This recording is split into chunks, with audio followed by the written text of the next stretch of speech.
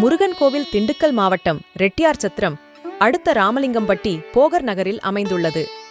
போகர் நகர் இந்த பெயர் வர காரணம் என்ன?